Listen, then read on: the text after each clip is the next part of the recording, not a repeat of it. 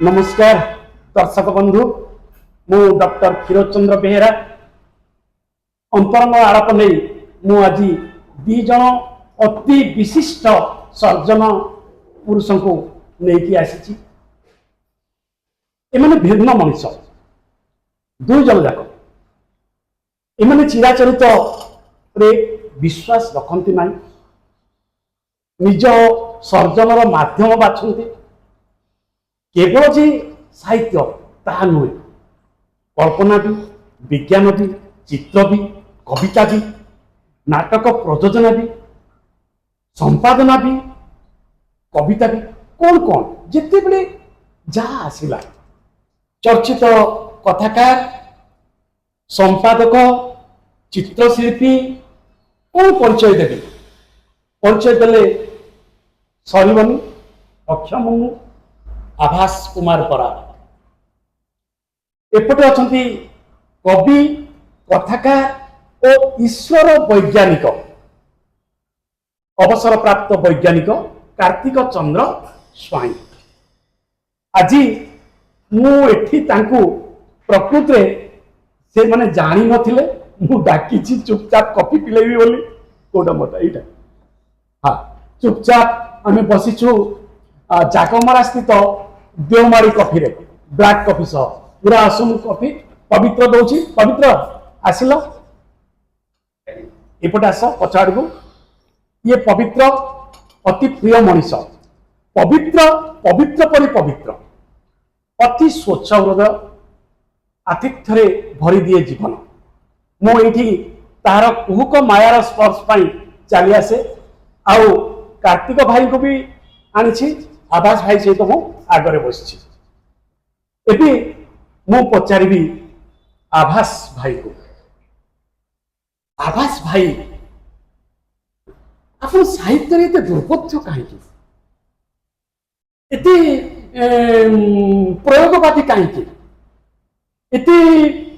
जीवन को cross cross छक छक छक छक कर केमी देखते केमी पाती से सूत्रटा टिके मते कहबे कि दया कर प्लीज रे किछ असुविधा नाही तीनटा जाक प्रश्न अलग प्रथम होची दुर्बोध कहीं मनुष्यटा निजे दुर्बोध नु कि अच्छा साधारण मनुष्य जाको देखिबे सब गुडा दुर्बोध भाई आपण राजी ना ना ना ठीक अछि मु आपण पाक फेरे ठीक अछि जो चेहरा देखा जाए से जस्ट तार विपरीत होई पारे बा भिन्न किछ होई पारे ताप आपण गोटे लोक को आपण जानि छ कहले आपण ताको जानिया पे सारा जीवन सरी जाय पारे तबे भी जानिबे जे से आपण ताको आदौ जानि ना हाते एबं गोटे मुहूर्त आसीबो एबं अति अति क्लोज आपण इवन बालिका बंधु होई पारे ताको आपण समय अनुभव करे जे आपण ताको जम्मा जानि ना हाते जदियो तार देहटा को समस्त जानिथिबे आपण ता मो सहित सब करथिबे तथापि आपण देखिबे जे आपणक निकट रे से दुर्बोध अच्छा एटा ठीक अछि ये हला प्रथम प्रश्न द्वितीय हला प्रयोगवादी अच्छा एटा प्रयोगवादी नुहे मु चेष्टा करे ओडिया साहित्य रे 70 दशक पर्यंत आपण देखिबे पाल्टा मनुष्य उपन्यासटा हां हां गोटे मनुष्य दीटा मनुष्य दीटा सांग जनकर माने दी जन जाक सांग बाहाई जड़े ता भीतर जाइछन्ती मंदिर भीतर को हाँ ता भीतर गोटे बेक कटि जाइछि काली पाखे पूजा कर स्त्री कही मते मो स्वामी को बचे दे कहला तू गोटे कम कर तो स्वामीर मुंड कटा मुंडरे कटा देहरे तार मुंडटा लगेकरी मो पाखे पहुँचे मु ते बचे देवे से अंधारे जानी अंडाली अंडाली अंडाली अंडाली या मुंड ता पाखे ता मुंड या पाखे कहीकि काली पाखे पहुँची फल स्वामीटा बदली जाइए दीटा अलग मनीष होती स्वामीर देह जो अच्छी मुंड होचे ता सांगर एवं आरटार जस्ट तार विपरीत पाल्टा मनुष्य गपटा आप पढ़े एभली प्रयोगधर्मी गप आज नुहे बहुत आगुरी लिखाई कलम्बस जहाज जगदीश्वर महांतीकर कि आपणकर मोपासा स्टोरी जीवनटा को नहीं से बहुत प्रकार प्रयोगधर्मी गप अच्छे मु कहूना प्रथम किंतु आपणकर ओडिया साहित्य स्ट्रक्चर उपरे एक्सपेरिमेंट बा प्रयोग है ना स्ट्रक्चर उपरे आपणक टेक्सचर उपरे हो पाए किंतु गपटार कहबार प्रणालीटा समस्त को एकाधार जोटा को प्रथमे मत लगे जे आम स्ट्रक्चर ऊपर हाथ मारले केमती हम ତ ମୁଁ ଯେତେବେଳେ 95 ବହିଟା ବାହାରିଲା ନାନୁର ପ୍ରଥମ ଗପଟା, ସେଟା ମୁଁ ପ୍ରକୃତିରେ ମୁଁ ନାନୁରେ ହିଁ ଏ ସନ୍ଧାନଟା ପାଇଥିଲି। 90 ମସିହାରେ ଗପ ଲେଖିଥିଲେ। ସେଥିରେ ଆପଣ ଦେଖିବେ ପ୍ରଥମ ଯୋଉ ନିଦ 9/10 ସେ ଗପଟା ଠିକ୍, ଠିକ୍, 1990 ମସିହା ବେଳେ ଲେଖିଥିଲେ। ନିଦ 9/10 ନିଦ 9/10 ଚମତ୍କାର ଷ୍ଟ୍ରକ୍ଚରରେ ଗଳ୍ପଟି ରଚିତ ହୋଇଛି, ମନେ ରଖନ୍ତୁ ଦର୍ଶକ। ନିଦ 9/10 ତାର ଆପଣ ଦେଖିବେ ପ୍ରଥମ ପାରାଗ୍ରାଫଟା ଗୋଟିଏ ଧାଡ଼ି, ତାପରେ ପୁରା ଗପଟାରେ ଆପଣ ପାରାଗ୍ରାଫ ନାହିଁ। ଆପଣ ସେଇଟା ହଉଛି ତା ଷ୍ଟ୍ରକ୍ଚର। ଠିକ୍ ଠିକ୍ ଆପଣ ସେ ନାନୁ ଗପରେ ଯେତିକି ଗପ ଗୁଡ଼ା ପାଇବେ ପ୍ରାୟ ଅଧିକାଂଶ ସବୁ ଗପ ଗୁଡ଼ାକ ତାର ଷ୍ଟ୍ରକ୍ଚରାଲି ମୁଁ ବଦଳେଇଛି। ନା ସେ ମୋତେ ସତ କଥା କହିବି, ନାନୁ ହିଁ ମୋତେ ଆକର୍ଷଣ କରିଥିଲା ଏବଂ ମୁଁ ଗୋଟେ ଅପୂର୍ବ ଫିଲିଙ୍ଗସ୍ ମୁଁ ପାଇଥିଲି। କ'ଣ ସେ ଫିଲିଙ୍ଗସ୍? ନା ଓଡ଼ିଆ ଗଳ୍ପରେ ୟୁରୋପୀୟ ବେଦନା। ହେଇପାରେ, ମୁଁ ୟୁରୋପୀୟ ବେଦନା କହିନି। ମୁଁ ନର୍ମାଲି ମୁଁ କଟାକଟି କରିକିରି ଆପଣ ଭଙ୍ଗା ଜିନିଷକୁ ତିଆରି କରିବାକୁ ଭଲ ପାଏ। ହଁ, କାହିଁକି? ବାପାଙ୍କର ପୁରୁଣା ଚଟିକୁ ସଜାଡ଼ିକି ପିନ୍ଧେ, ଭଙ୍ଗା ପ୍ଲେଟ୍ ଥାଟିଆ ଘରେ ଥାଏ ତାକୁ ଯୋଡ଼ିକି ତାକୁ ଥୋଇଥାଏ। ଏଗୁଡ଼ା ପିଲାବେଳୁ ଅଭ୍ୟାସ କରୁ କରୁ କରୁ ମୋର କଟା ଯୋଡ଼ା ଅଭ୍ୟାସଟା ହେଇଯାଇଛି ଏବଂ ଗପରେ ମଧ୍ୟ ମୁଁ ସେଇଆ କରେ, ଆଚ୍ଛା, କବିତାରେ ବି ସେଇଆ କରେ। ଠିକ୍ ଠିକ୍ ଏଇଟା ହେଲା ଦ୍ୱିତୀୟ ପ୍ରଶ୍ନର ଉତ୍ତର। ତୃତୀୟଟା ପ୍ରଶ୍ନଟା ମୁଁ ଭୁଲି ଯାଇଛି, ସେଟା ହେଉଛି କ'ଣଟା କହିଲେ ମୁଁ ଭୁଲିଗଲି। ସେ ତୃତୀୟ ପ୍ରଶ୍ନ ଦୁଇଟା ଯାକ ମିଶିଲେ ତୃତୀୟ ପ୍ରଶ୍ନର ଉତ୍ତର ଯେ ଓଡ଼ିଆ ଗଳ୍ପ ସବୁବେଳେ କ'ଣ ସେଇ ଗାଁ ମାଟିରେ ଥିବା, ସଜନା ଛୁଇଁ ତୋଳୁଥିବା, ହଁ, ଅପର୍ତ୍ତିର ତାର ଗୁରେଇକୁ ଦେଖୁଥିବ? ଆପଣ କ'ଣ କେହି ବର୍ତ୍ତମାନ ସେଇ ଜୀବନରେ ଅଛନ୍ତି ଗାଁ ମାଟିରେ? ନା, ଗାଁଟା ସେଇଆ ଅଛି। କିନ୍ତୁ ଆପଣ ଏବେ ବି ଧର୍ମରେ ଯେତିକି ଗପୁଛନ୍ତି, ନୂଆ ପିଲା ଲେଖୁଛନ୍ତି, ଏମାନେ ଏଇ ଗାଁ ମାଟି, ଗାଁ ପ୍ରେମ ଏଗୁଡ଼ା ଝିଅ ଗୁଡ଼ା ଲେଖୁଛନ୍ତି। ଆଚ୍ଛା, ପୁଅମାନେ ଲେଖୁଛନ୍ତି କ'ଣ ଲେସବିଆନ ଉପରେ, ସେ ଉପରେ। କିନ୍ତୁ ତା ବାଦେ କ'ଣ କୌଣସି ଚରିତ୍ର ନାହିଁ ଯାହାକୁ ଆପଣ ଲେଖିପାରିବେ? ଆପଣ କୌଣସି ପ୍ରୋବ୍ଲେମ ନାହିଁ। ଚମତ୍କାର କଥା, ଚମତ୍କାର କଥା। ସବୁବେଳେ ମୁଁ ଚେଷ୍ଟା କରିଛି। ଆଉ ତୃତୀୟ ଦିଗ ହେଲା ଯୋଉଟା ମନସ୍ତତ୍ଵ ଭିତରକୁ କେହି ଯାଆନ୍ତି ନାହିଁ। ଗୋଟେ ଲୋକଟା ହୁଏତ ହସୁଥାଇପାରେ, କିନ୍ତୁ ତା ହସର ବେଦନାଟା କେତେ ଏଇଟାକୁ କେହି ଗପରେ ଲେଖିବାକୁ ଚେଷ୍ଟା କରନ୍ତି ନାହିଁ। ଯୋଉଟା ମୁଁ ପାରୁ ପର୍ଯ୍ୟନ୍ତ ଚେଷ୍ଟା କରିଛି, ହସ ପଛର ବେଦନା, ଗପ ପଛର ଗପ, ଗୋଟେ ଗାଳ୍ପିକ କାହାଣୀ ପଛରେ ଯୋଉ ଚରିତ୍ର ଲେଖୁଛି ତା ପଛରେ ଗୋଟେ ସୁନ୍ଦର ଗପ ଥାଏ, ମୁଁ ସେଇଟାକୁ ଖୋଜିବାକୁ ଚେଷ୍ଟା କରେ, ତାକୁ ଲେଖିବାକୁ ଚେଷ୍ଟା କରେ। ଗପ ପଛରେ ଗପ, ପ୍ରେମ ପଛର ପ୍ରେମ। ସେଥିପାଇଁ ଆପଣଙ୍କ ଗପ ଗୁଡ଼ିକ ନିଆରା ଲାଗନ୍ତି। ମୁଁ ଜାଣିନି, ବଟ୍ ମୋର କଥା ହେଉଛି ଏଇଆ, ସାହିତ୍ୟ ଫାହିତ୍ୟ ମୁଁ ଅର୍ଥ ବୁଝେ ନାହିଁ। ମୁଁ ସାହିତ୍ୟ ଶବ୍ଦକୁ ଭଲ ବି ପାଏ ନାହିଁ। ଯେ ସାହିତ୍ୟିକ ଏ ଯେଉଁ ସାରସ୍ୱତ, ଦିଜ୍ ଆର୍ ଅଲ୍ ଫ୍ୟାନ୍ସିଫୁଲ୍ ୱାର୍ଡସ୍। ଲୋକ ନିଜକୁ ବଢ଼େଇକିରି କହିବା ଯେ ମୁଁ ସାରସ୍ୱତ ସାଧକ, ମୁଁ କିଛି ସାଧନା କରେ ନାହିଁ। ଗଛରେ ପାଣି ଦେଇ ଆଇଲି, ଆପଣ ଡାକିଲେ ବୋଲି ପାଣି ଦେଇକିରି ଅଧା ପ୍ୟାଣ୍ଟ ପିନ୍ଧି ଦୌଡ଼ିକିରି ଆଇଲି ଝାଳନା ନେଇକିରି, ଏବଂ ମୁଁ ଜୀବନ ବଞ୍ଚିଥାଏ। ତାରି ଭିତରେ ଗପ ଯେତେବେଳେ କିଏ ମାଗେ ଲେଖେ, ନହେଲେ ଯେତେବେଳେ ମୋତେ ଗପ ମାଡ଼େ ମୁଁ ଲେଖେ। କି ମୁଁ ଜବରଦସ୍ତି ଗପ ଲେଖିକି ସାହିତ୍ୟିକ ହେଇକରି ଆଗକୁ ଠିଆ ହେଇକରି କରିବା ପାଇଁ ମୁଁ ଆଜି ଚେଷ୍ଟା କଲି। ଆପଣ ଦେଖିବେ 2015 ପର୍ଯ୍ୟନ୍ତ ମୋ ଠିକଣା କେହି ଜାଣିନଥିଲେ। ଆଚ୍ଛା, ଗୋଟେ ପଲ୍ଟନ ପଡ଼ିଆ ଖୋର୍ଦ୍ଧା ଥାଏ। ଭାଇ ତେବେ ମୁଁ ଖାଲି ଭାଇଙ୍କ ବିଷୟରେ ଗୋଟେ କଥା ସେ ଯାହା କହିଲେ ଭାଇ, ସେ ଗୋଟେ କଥା ମୁଁ ଖାଲି ଗୋଟେ ଏଇଠି ଗୋଟେ ଛୋଟ ମନ୍ତବ୍ୟ ଦେଉଛି ଯେ ଯେହେତୁ ଆପଣ ଜଣେ ଉଦ୍ଭିଦ ପ୍ରେମୀ ଏବଂ ଆପଣ ଦେଖିଥିବେ ଆପଣ ବଗିଚାରେ ଗଛ ଗୁଡ଼ା ଯେତେବେଳେ ଉଠୁଛନ୍ତି ଆପଣ ପାଣି ଦେଉଛନ୍ତି, ଠିକ୍, କିନ୍ତୁ ଗଛଟା କେମିତି ହେବ, କେମିତି ହେଉଛି ସେଇଟା ଉପରେ ଆପଣଙ୍କର କିଛି ନିୟନ୍ତ୍ରଣ ନାହିଁ। ସେ ତାର ଠିକ୍ ଭାବରେ କାମ, ଆପଣ ଖାଲି ପାଣି ଦେଇ ଚାଲନ୍ତୁ, ଯେ ତାର ତା ଠିକ୍ ଭାବରେ ତାର ଚାଲିବ। ତେଣୁ ଆପଣ ନିଜେ ଯେତେ ବି କୁହନ୍ତୁ ଯେ ଆପଣ କହିପାରନ୍ତି ନାହିଁ ମୁଁ ସେମିତି ସାରସ୍ୱତ ସାଧକ ନୁହେଁ କିଛି ନୁହେଁ, ଆକ୍ଚୁଆଲି ଆପଣ ଯାହା କରୁଛନ୍ତି ସେଇଟା ହିଁ ସାଧନା। ଠିକ୍ ଅଛି, ଆମେ ଏବେ ଆସିବା ପ୍ରସଙ୍ଗକୁ ଆସିବା। ଭାଇ ଯୋଉ କହିଲେ ଉଦ୍ଭଟତା କଥା, ଅନ୍ୟକୁ ଚିହ୍ନି ନ ପାରିବା କଥା ଏବଂ ମୁହୁର୍ମୁହୁ ବଦଳି ଯାଉଥିବା ରୂପ, ଆପଣ ସେମିତି କିଛି ଅନୁଭବ କରିନାହାନ୍ତି ଜୀବନରେ? ମୁଁ ଦେଖନ୍ତୁ ଗୋଟେ କଥା ମୁଁ ଅନୁଭବ କରେ, ଗୋଟେ ମଣିଷ ନିଜ ଲାଗି ସେ କେବେ ଦୁର୍ବୋଧ୍ୟ ନୁହେଁ। ମୋ ଲାଗି ମନେକର ମୁଁ କାର୍ତ୍ତିକ ସ୍ୱାଇଁ, ମୁଁ ଭାବୁଛି ମୁଁ ମୋର ଭିତର ବାହାର ସବୁ ଠିକ୍ ଭାବରେ ଜାଣିଛି। ଦ୍ୱିତୀୟ କଥା ହେଉଛି ମୋର ଯେତେବେଳେ ବିଶ୍ୱାସ ଅଛି ଯେ ମୁଁ ନିଜକୁ ବୁଝିପାରିଛି, ଅନ୍ୟ କିଏ ମୋତେ ବୁଝିଲା ନ ବୁଝିଲା ମୁଁ ସେଥିଲାଗି କିଛି ବଦର କରେ ନାହିଁ। ତାର କାରଣ ହେଉଛି ଏଇଥିଲାଗି ଯେ ମୁଁ ଜାଣିଛି, ଆପଣ ଗୋଟେ ସାଧାରଣ କଥା କହିବେ, ଝିଅଟେ ସେଠି ଛିଡ଼ା ହେଇଛି, ସେଇ କଥାକୁ ନେଇକରି 5ଟା ଲୋକଙ୍କୁ ପଚାରନ୍ତୁ, 5ଟା ଲୋକ 5ଟା କଥା କହିବେ। ଝିଅଟେ ଗୋଟେ ବସ୍ଷ୍ଟାଣ୍ଡରେ ଛିଡ଼ା ହେଇକରି କାହାକୁ ଅପେକ୍ଷା କରିଛି, ସେଇ କଥାକୁ ନେଇକରି ଆପଣ 5ଟା ଲୋକଙ୍କୁ ପଚାରନ୍ତୁ, 5ଟା କଥା ବାହାରିବ। ତେଣୁ ମୋତେ ନେଇକରି ହୁଏତ 50ଟା ଲୋକ 50ଟା ପ୍ରକାର କଥା କହିପାରନ୍ତି। ଆବାସ ଭାଇଙ୍କୁ ନେଇକରି ଆବାସ ଭାଇ ଯେଉଁ କଥା ବର୍ତ୍ତମାନ କହିଲେ ଯେ ତାଙ୍କୁ ନେଇକରି ତାଙ୍କର ଯେଉଁ ଗପ ଗୁଡ଼ାକ ଅଛି ସେ ଗୋଟେ ବଢ଼ିଆ ଚମତ୍କାର କଥା କହିଲେ ଯେ ଗୋଟେ ନାରୀ ସହିତ ସେ ସମସ୍ତ ପ୍ରକାର ସବୁ ଦେଖିଛନ୍ତି କିନ୍ତୁ ସେ ଜାଣନ୍ତି ନାହିଁ ପ୍ରକୃତରେ ସେ କ'ଣ। That is revealing part. କିନ୍ତୁ ମୁଁ ଆଉ ଗୋଟେ କଥା ଆପଣମାନଙ୍କ ପାଖକୁ ନେଇଯିବି। ସେ ଯେମିତି ଗୋଟେ ଅଦୃଶ୍ୟ କଥା କହିଲେ ଆପଣ ସେମିତି ଗୋଟେ ଅଦୃଶ୍ୟର ସନ୍ଧାନ ଦେଇଥାନ୍ତି ବିଶେଷ କରି ବିଜ୍ଞାନ ସାହିତ୍ୟରେ। ନିଖୋଜ ନିରଞ୍ଜନ ବହିର୍ଗମନର ଭାଷା କ'ଣ ସେଟା ବହିର୍ଗମନର ବେଗ ଏବଂ ସମୟ ମୁଣ୍ଡରେ ଇନ୍ଦ୍ରଦ୍ୟୁମ୍ନ।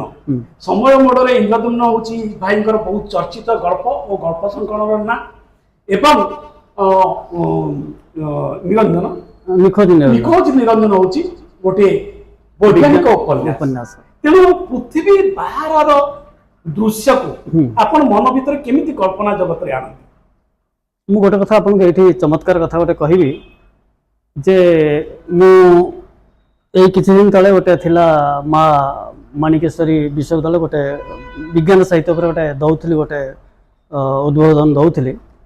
ମୁଁ ସେଠି କହିଲି ଯେ ବିଜ୍ଞାନ ସାହିତ୍ୟ ସବୁବେଳେ ବିଜ୍ଞାନ ଠାରୁ ବହୁତ ଆଗରେ ଅଛି, ବହୁତ ଆଗରେ ଅଛି, ବହୁତ ଆଗରେ ଅଛି। ଏଇଥିଲାଗି କାରଣ ଆଜି ବି ଯେତେବେଳେ ମୁଁ ଖୋଜିଲି କିଛି, କାରଣ ମୋତେ କିଛି ବିଜ୍ଞାନ ସାହିତ୍ୟ ଉପରେ କିଛି ଲେଖିବାର ଥିଲା।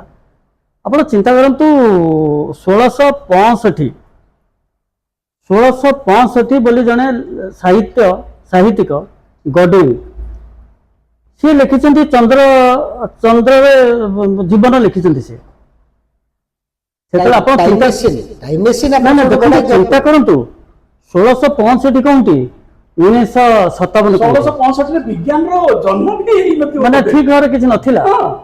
ତାପରେ ଆପଣ ଚିନ୍ତା କରନ୍ତୁ ଆମର ଯିଏ ବର୍ତ୍ତମାନ ଯିଏ ବିଜ୍ଞାନ ସାହିତ୍ୟରେ ବେଶ ନାଁ କମିଛନ୍ତି ଏଜି ୱେଲ୍ସ ହୁଅନ୍ତୁ କିମ୍ବା ଜୁଲ୍ସ ବର୍ନ ହୁଅନ୍ତୁ, ଜୁଲ୍ସ ବର୍ନଙ୍କ କଥା କୁହନ୍ତୁ 80,000 Leagues Under the Sea, bus trip to moon, travel to the centre of the earth, ଏସବୁ କଥା ଦେଖନ୍ତୁ। ତେବେ କଥା ହଉଛି କ'ଣ ଗୋଟେ ବଢିଆ ଜିନିଷ ରହୁଛି ଯେ ସିଏ ଯେଉଁ ପରିକଳ୍ପନା ଥିଲା ସାହିତ୍ୟରେ, ମୁଁ ଭାବେ ସେଇଟା ଗୋଟେ ମଣିଷର ଗୋଟେ ତା ଭିତରେ ତା ମସ୍ତିଷ୍କରେ ବହୁତ ଗୁଡେ ଜିନିଷ ରହିଛି ଯେଉଁଟାକି ପ୍ରକୃତରେ ସତ୍ୟର ଅବଲୋକନ କରୁଛି। ଆଚ୍ଛା, ମୁଁ ଏଠି ଗୋଟିଏ କଥା କହିବି। ମୁଁ ଦିଟା ଦିଗ ଦେଖିଛି। ଗୋଟେ ପଟେ ଦେଖିଛି ବିଜ୍ଞାନ, ଗୋଟେ ପଟେ ଦେଖିଛି ଆବେଗ ମାଟି ମାନସିକତା। ସମୟ ମୋଡରେ ଇନ୍ଦ୍ରଦ୍ୟୁମ୍ନ ତାର କ୍ରାଫ୍ଟ ଦୃଷ୍ଟିରୁ ୱଣ୍ଡରଫୁଲ ଷ୍ଟୋରି, ବହୁତ ସୁନ୍ଦର ସେ ଗଳ୍ପ। କିନ୍ତୁ ତାପରେ ଅହିଲା ପରି ଉପନ୍ୟାସ ମଧ୍ୟ ଲେଖିଛନ୍ତି। ତ ଏଇ ଦିଟାକୁ ଆପଣ କେମିତି ମିଶାଇ ପାରନ୍ତି କଳ୍ପ ଲୋକରେ? ତେବେ ମୁଁ ଖାଲି ଆଭାସ ଭାଇ ଯାହା ଗୋଟେ କଥା କହିଲେ ଯେ ଆମେ ସେ ଗାଁ କୁସୁମ ଗଛ ଚଉରା ଏବଂ କ'ଣ କହିଲେ କଖାରୁ ଫୁଲ ଏସବୁରୁ ବାହାରିବାର ଅଛି। ମୁଁ କିନ୍ତୁ ଭାବୁଛି ଭାଇ ସେ କଥା ନୁହେଁ ଯେ ଠିକ୍ ଅଛି। ଆକ୍ଚୁଆଲି ବର୍ତ୍ତମାନ ଆପଣ ଯଦି ଗାଁକୁ ଯିବେ, ଗାଁ ବି ବଦଳି ଯାଇଛି। ଆପଣ ଆଉ ଗାଁରେ ଚଉରା ପାଇବେନି କିମ୍ବା ଆପଣ ମୁଁ ଭାବୁଛି କୌଣସି ଗାଁରେ ବି କଖାରୁ ଫୁଲ ଆଉ ପାଇବେ ନାହିଁ। ମାନେ ଯେଉଁ ଚାଳ ଘର ଥିଲା ଏବଂ ତା ଉପରେ କଖାରୁ ଇଏ ଥିଲା, ଆପଣ ଆଉ ମୁଁ ଭାବୁଛି କୌଣସି ଗୋଟେ ବଢିଆ ଗପ ମୁଁ ଲେଖିଥିଲି ମାଟି ଘର।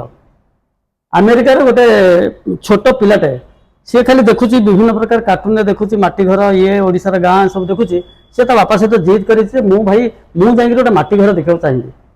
ଏବଂ ସେ ପିଲାଟାକୁ ତା ବାପା ତା ଗାଁକୁ ନେଇକରି ଆସିଛି ଏବଂ ସେ ପିଲାଟି କହୁଛି ଯେ ମୁଁ ଗୋଟେ ମାଟି ଘର ଦେଖିବାକୁ ଚାହୁଁଛି। ଏବଂ ତା ଜେଜେ କହୁଛି ଆରେ ଆମ ଗାଁରେ ତ ଆଉ କିଛି ମାଟି ଘର ନାହିଁ, ଇନ୍ଦିରା ଆବାସ ଇଏରେ ତ ସବୁ ଚାଳ ଘର ହେଇଯାଇଛି। ସେମାନେ ଖୋଜି ଗୋଟେ ମାଟି ଘର ପାଇଲେ ନାହିଁ। ଏଇଟା ହଉଛି ଗୋଟେ ପରିବର୍ତ୍ତିତ ଚିତ୍ର। ତେଣୁ ସମୟ ମୋଡରେ ଇନ୍ଦ୍ରଦ୍ୟୁମ୍ନ ଆପଣ ଷ୍ଟାଇଲଟି ତା ସମ୍ପର୍କରେ ଟିକେ କୁହନ୍ତୁ। ଦେଖନ୍ତୁ ଏଇଟା ଗୋଟେ ଆପଣଙ୍କର ମୁଁ ବିଶେଷ କରି ଯେଉଁ ପୃଥିବୀର 3 ଜଣ ବୈଜ୍ଞାନିକ ଦ୍ୱାରା ବେଶ ପ୍ରଭାବିତ ହୋଇଛି। ଡେଫିନେଟଲି ଆମର ପ୍ରଥମେ ଆସନ୍ତି ଅବଦୁଲ କଲାମ, କାରଣ ତାଙ୍କ ଜୀବନ ଆମ ପାଇଁ ନିଶ୍ଚିତ ଭାବରେ ଗୋଟେ କ'ଣ କଲେ ବର୍ତ୍ତିକା ଯାହା କହିବା ଗୋଟେ ପୁରା ବତିଘର ଭଳି। ଦ୍ୱିତୀୟ ଜଣେ ବୈଜ୍ଞାନିକ ଯିଏକି ପ୍ରକୃତରେ ଆମ ପାଇଁ ମୁଁ ଭାବେ ମୋ ପାଇଁ ଯିଏକି ବହୁତ ମାନେ ପ୍ରେରଣାର ଉତ୍ସ, ସେ ହେଉଛନ୍ତି ଡେଫିନେଟଲି ଷ୍ଟିଫେନ୍ ହକିଂ। ଆପଣ ଚିନ୍ତା କରନ୍ତୁ 18 ବର୍ଷରେ ଗୋଟେ ଲୋକକୁ କୁହାଗଲା ଯେ ସେ ମାତ୍ର ଆଉ 5-6 ମାସ ବଞ୍ଚିବ ଏବଂ ସିଏ 70 ବର୍ଷ ପର୍ଯ୍ୟନ୍ତ ବଞ୍ଚିଲେ ଏବଂ ସିଏ ଯେଉଁ ଚମତ୍କାର ତଥ୍ୟ ସବୁ ଦେଇକରି ଗଲେ। ଆଉ ସବୁଠୁ ବଢ଼ିଆ ଜିନିଷ ହେଉଛି ଆପଣ ପଢ଼ନ୍ତୁ ତାଙ୍କ ବ୍ରିଫ୍ ହିଷ୍ଟ୍ରି ଅଫ୍ ଟାଇମ୍ ପଢ଼ନ୍ତୁ, ଥିଓରି ଅଫ୍ ଏଭ୍ରିଥିଙ୍ଗ ପଢ଼ନ୍ତୁ। ସାହିତ୍ୟ ତ ସେଇଠି ଅଛି। ଆଇନଷ୍ଟାଇନ୍ ଥରେ କହିଥିଲେ ଯେତେବେଳେ ବିଜ୍ଞାନ କଥା ଆପଣ କହୁଛନ୍ତି ଏମିତି କୁହନ୍ତୁ ଯେମିତି ଗୋଟେ 6 ବର୍ଷର ପିଲାଟେ ବୁଝିପାରିବ। ଏବଂ ଷ୍ଟିଫେନ୍ ହକିଂ ତାକୁ ଫଲୋ କରିଛନ୍ତି ଏବଂ ସେ ଯାହା ଲେଖିଛନ୍ତି ମୁଁ ଭାବୁଛି ଯେକୌଣସି ଲୋକ ବି ପଢ଼ିବ ଆପଣ ବିଜ୍ଞାନର ଛାତ୍ର ହେବା ଦରକାର ନାହିଁ କିମ୍ବା ବୈଜ୍ଞାନିକ ହେବା ଦରକାର ନାହିଁ ସେ ସବୁ ପଢ଼ିବାକୁ ବା ବୁଝିବାକୁ ଆପଣ ଦେଖିବେ ଆପଣ ଆରାମସେ ବୁଝିପାରିବେ।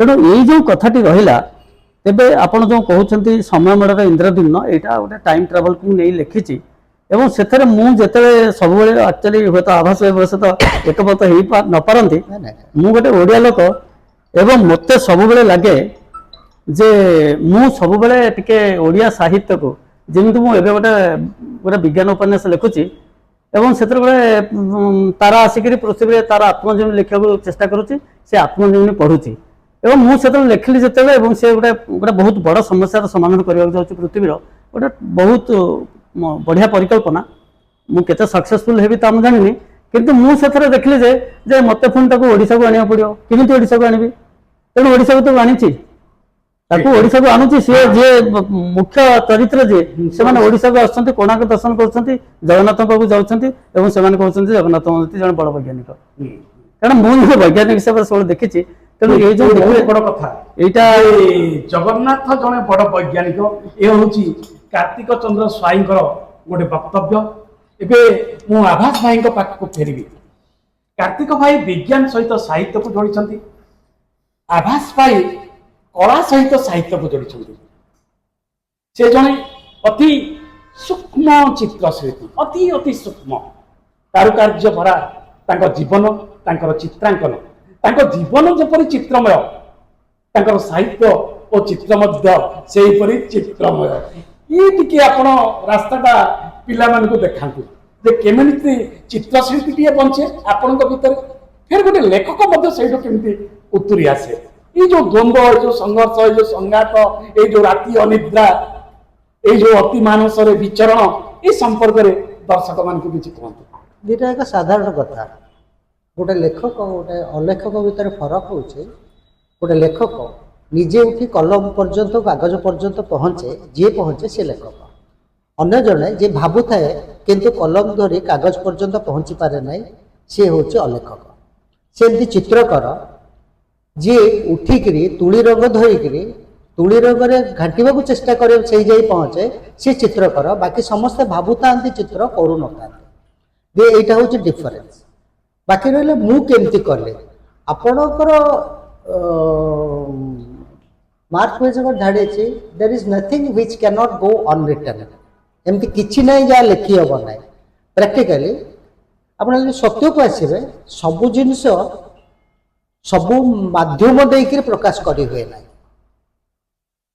ଯେଉଁ ଟାଇମ୍ ମେସିନ୍ କଥା କହିଲେ ଜଣେ ଲୋକ ଟାଇମ୍ ଟ୍ରାଭେଲ୍ କରୁଛି ବା ଏଜିଭେଲ୍ସଙ୍କ ଟାଇମ୍ ଟ୍ରାଭେଲ୍ କରୁଛି ଆମେ ସମସ୍ତେ ହେଉଛୁ ଟାଇମ୍ ଟ୍ରାଭେଲର। ମୁଁ ଗୋଟେ ଥର କହିଥିଲି ଭିତରେ ଆମେ ସମସ୍ତେ ହେଉଛେ ନିଜ ସମୟରୁ ବାହାରେ ବଞ୍ଚୁଥିବା ମଣିଷ।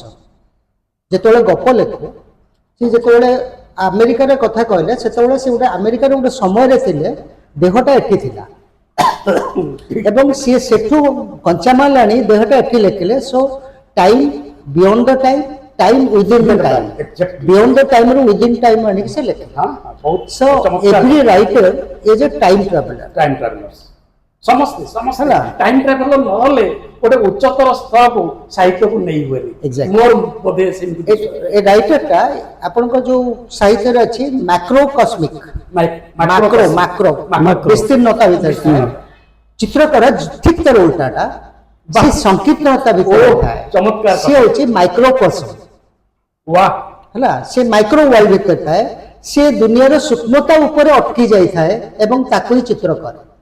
କିନ୍ତୁ ଗୋଟେ ଲେଖକ ଦୁନିଆର ବିସ୍ତୀର୍ଣ୍ଣତା ଭିତରେ ପହଁରୁଥାଏ ସେ ଲେଖୁଥାଏ। ଏ ଦୁଇଟା ଯାକର ଗୋଟେ ଲିଙ୍କିଂ ଡିଭାଇସ୍ ଅଛି। ଆପଣ ଯଦି ବିସ୍ତୀର୍ଣ୍ଣତା ଭିତରକୁ ଯାଉଛନ୍ତି ସେଠି ଆପଣ ସୂକ୍ଷ୍ମତାକୁ କରିପାରିବେନି ସେଠି ଆପଣଙ୍କୁ ତୁଳି ଧରିବାକୁ ପଡ଼ିବ। ସବୁ ଭାଷା ସବୁ ଜାଗାରେ କହିହେବନି ଯେ ଆର୍ଟ ମାନେ ଚିତ୍ର ଆଉ ଲେଖା ଦୁଇଟା ଯାକର difference is like Bengali language Odia language Hindi Odia. ତାହେଲେ ଆମେ ଗୋଟେ କଥା ଏଠି କହିପାରିବା କି ଆଭାସ ବରାଳ ହେଉଛନ୍ତି ମାଇକ୍ରୋ ଆଉ ମାକ୍ରୋକୁ ସମୀକରଣ କରୁଥିବା ସାହିତ୍ୟିକ ବ୍ୟକ୍ତିତ୍ୱ। ହଁ ସାହିତ୍ୟିକ କହିବନି ବ୍ୟକ୍ତିତ୍ୱ। ହଁ ଠିକ୍ ଠିକ୍ ବହୁତ ବଢିଆ। ଏବେ ମୁଁ ସବୁଠୁ କଷ୍ଟ ପର୍ଯ୍ୟାୟକୁ ଆସିବି ଆଉ ଆପଣ ସତ କହିବେ ଦି ଜଣ ଯାକ ସତ କହିବେ ସବୁଠୁ କଷ୍ଟ ପର୍ଯ୍ୟାୟର ଏ ପ୍ରଶ୍ନ ଏ ରାଉଣ୍ଡ ଆପଣ ଜୀବନରେ ବ୍ଲାକ୍ ହୋଲ ର ସାମ୍ନା କରିଛନ୍ତି? ମାନେ ସେଟା କଣ ଆବର୍ତ୍ତ ଘାଣ୍ଟି ହେବା, ଅନ୍ଧାରି ଗୁହାକୁ ପଶିଯିବା, ବାରମ୍ବାର ପଶେ ବାରମ୍ବାର ପଶନ୍ତି। ବାରମ୍ବାର ପଶେ ଘାଣ୍ଟି ହୁଏ। ହଁ ହଁ କଥା ହଉଛି ଆପଣ ଦେଖିବେ କୌଣସି ସୃଷ୍ଟିର ଜନ୍ମସ୍ଥାନ ଅସନା କାଦୁଅ ଏବଂ ସେଇ ଜନ୍ମ ପୂର୍ବରୁ ଆପଣ ଦେଖିବେ ଗୋଟେ କୋଏସନ ବା ଗୋଟେ ସେକ୍ସ ପାର୍ଟ ସମ୍ଭୋଗ ପାର୍ଟ ଥାଏ। Right. ଆପଣ ଦେଖିବେ ଲେଖିବାର ପୂର୍ବରୁ ଗୋଟେ ଲେଖକ ସମ୍ଭୋଗ କ୍ରିୟାରେ ଥାଏ, ତାମାନେ କୌଣସି ଏକ ରୋମାଣ୍ଟିକ ବା କୌଣସି ଏକ ଖୁସି ଦେଉଥିବା ପର୍ଯ୍ୟାୟରେ ଥାଏ ଏବଂ ସେ ଖୁସିଟା ଯୋଉଠି ସରେ ସେ ଏକ ଭୟଙ୍କର ଦୁନିଆକୁ ସାମ୍ନା କରେ ଏବଂ ତା ଦେଇ ଗତି କରେ ଯୋଉଟା ଅନେକ ସମୟରେ ମୁଣ୍ଡ ଫଟେଇ ଦେବା ଅବସ୍ଥା ଆସେ ଏବଂ ସୃଷ୍ଟିଟା ଠିକ ତା ପରେ ଯେତେବେଳେ ସେ ବଞ୍ଚିବାକୁ ଆତ୍ମାକ୍ତା ହେଇଯାଏ ସେତେବେଳେ କୁଟା କ୍ଷୀର ଭଳିଆ ସେ ଲେଖାକୁ ପଳେଇ ଆସେ। ଠିକ ଠିକ ତ ଆପଣ ନୁହେଁ ଯେ ଘାଣ୍ଟି ହଉନାହାନ୍ତି କେହି, ଆପଣ ଘାଣ୍ଟି ହଉଛନ୍ତି କାରଣ ଆମେ ପଙ୍କରେ ପଶୁ। ମତେ ଗୋଟେ ପୋଲିସ ଥରେ ଖଣ୍ଡଗିରି ମାରିଥିଲା ଜାବଡା ଏଇ 5-7 ବର୍ଷ ତଳେ। ଆଉ ଗୋଟେ ଲୋକ ଥରେ ମାରିଥିଲା, ମୋ ଚଷମା ଭାଙ୍ଗି ଦେଇଥିଲା।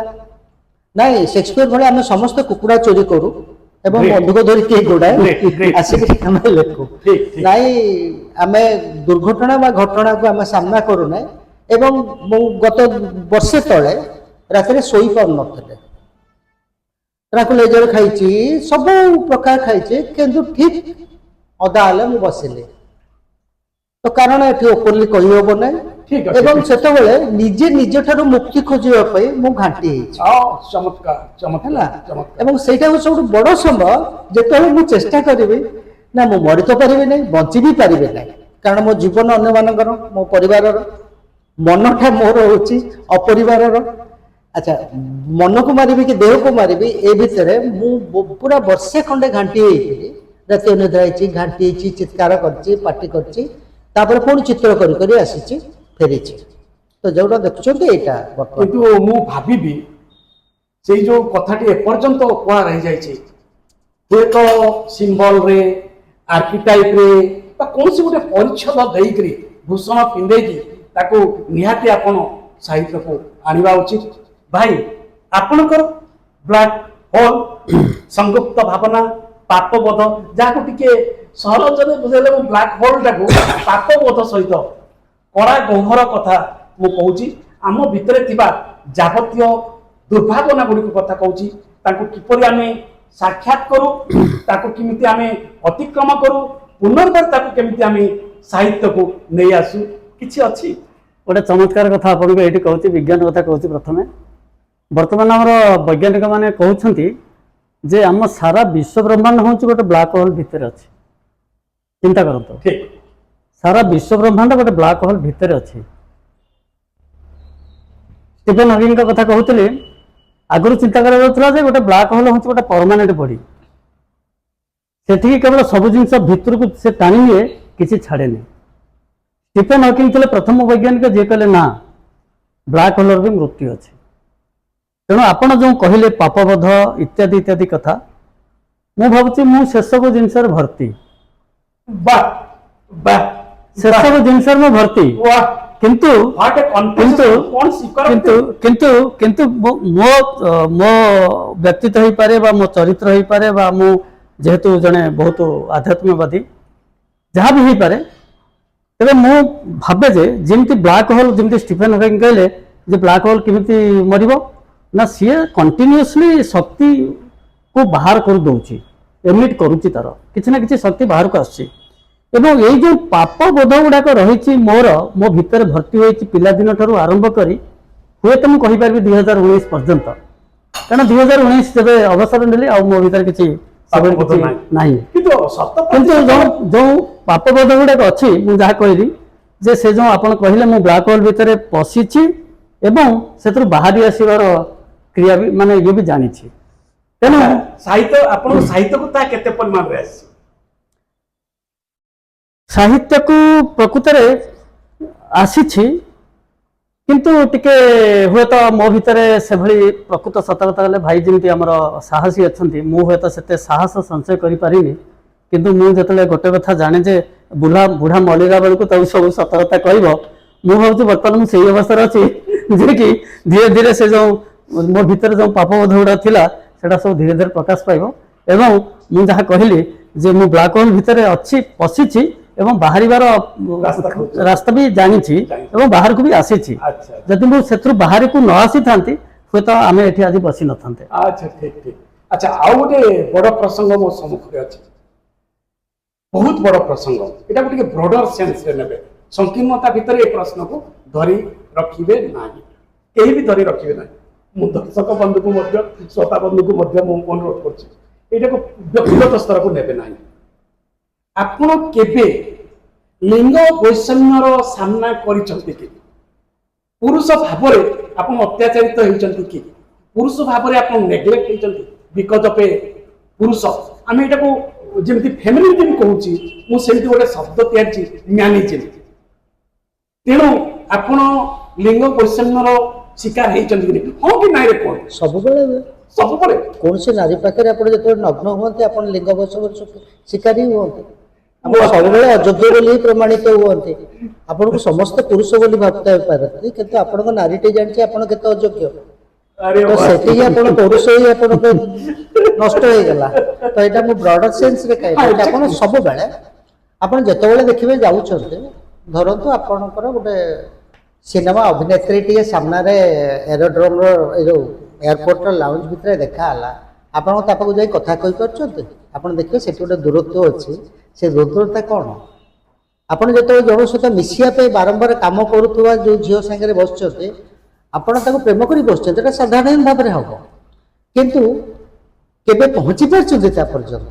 ତ ସେଠି ଆପଣ ସବୁବେଳେ ଆପଣ କ'ଣ ପୁରୁଷଟା ଗୋଟେ ସିଡ୍ୟୁଲ୍ କାଷ୍ଟ ଚିନ୍ତାଧାରାରେ ବଞ୍ଚୁଥାଏ, ମୁଁ ପୁରୁଷ ତେଣୁ ମୁଁ ଅଯୋଗ୍ୟ। ତ ଯୋଉଟା ସାଧାରଣ ନାରୀତ୍ୱ ଭିତରେ ନଥାଏ, କୌଣସି ନାରୀ ନିଜକୁ ଅଯୋଗ୍ୟ ବୋଲି ପ୍ରମାଣିତ କରିପାରିବ ନାହିଁ, କିନ୍ତୁ ପୁରୁଷ ସବୁ ଜାଗାରେ ନିଜକୁ ଅଯୋଗ୍ୟ ବୋଲି ଆବିଷ୍କାର କରିବ। ବାରମ୍ବାର ଅଯୋଗ୍ୟ ଫଳର ପରିଚୟ ଦଉଥାଏ। ଭାଇ ଆପଣଙ୍କର ମତ? ତେବେ ମୁଁ ତ ସେଭଳି କେବେ ଅନୁଭବ କରିନାହିଁ, କିନ୍ତୁ ଇନ୍ ଜେନେରାଲ ମୁଁ ଗୋଟେ କଥା ଦେଖିଛି ଯେ ବେଳେ ବେଳେ ସେଇଟା ହୁଏତ ଅନୁଭବ କରିଛି ଯେ ନାରୀମାନେ ସବୁବେଳେ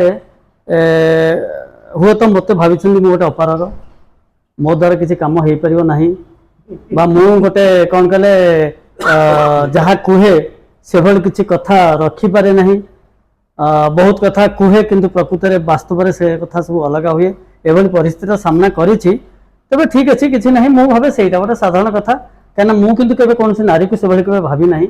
ମୁଁ ଭାବେ ଯେ ଠିକ୍ ଅଛି, ସବୁ ମଣିଷର ଗୋଟେ ଲିମିଟେସନ୍ ଅଛି ବା ଗୋଟେ ସୀମାବଦ୍ଧତା ରହିଛି, ହୁଏତ ମୋର ବି କିଛି ସୀମାବଦ୍ଧତା ଅଛି, ହୁଏତ ମୁଁ ଭାବ ବିହଳ ହୋଇ କିଛି କହିଦେଲି, ସେଇଟା ନ କରିପାରିଲି, କିନ୍ତୁ ସେଇଟାକୁ ମୁଁ କେବେ ମୋର ଭୁଲ ବୋଲି ଚିନ୍ତା କରେ ନାହିଁ। କାହିଁକି ନା ମୋର କାପାସିଟି ଅନୁସାରେ ମୁଁ କିଛି କରିଛି, ମୋ ଭିତରେ କିଛି ଅବଶୋଷ ନାହିଁ ଯେ ନାଇଁ ମୁଁ ଏଇଟା କରିପାରିଲିନି, ମୋତେ କିଏ କ'ଣ ମୁଁ କାହାକୁ କ'ଣ କହିଥିଲି ସେଇଟା କରିପାରିଲି, ସେଭଳିଆ କିଛି ନାହିଁ।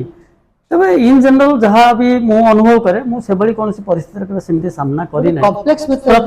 ପ୍ରତ୍ୟକ୍ଷରେ ଅନୁଭବ କରିନି, ପରୋକ୍ଷରେ ହେଇପାରିଥାଏ, କିଛି ଇଏ ନୁହେଁ, କିନ୍ତୁ ପ୍ରତ୍ୟକ୍ଷରେ ମୁଁ ସେମିତି କେବେ କୌଣସି ଜାଗାରେ ସେଭଳି ପରିସ୍ଥିତି ସାମ୍ନା କରିନାହିଁ। ଆପଣ ମହାପୁରୁଷର ଶେଷ ଧାଡ଼ି, ମୁଁ ଜାଣି ମହାପୁରୁଷ ମୁଁ ପଢିଛି। ତାର ଶେଷ ଧାଡ଼ିଟା କ'ଣ? ସେଇଥିପାଇଁ ପୁରୁଷ ହେଇପାରିଲେନି, ମହାପୁରୁଷ କେମିତି? ହଁ ସେଇ କଥା ମୁଁ ସେଇଥିପାଇଁ ପଚାରିଲି।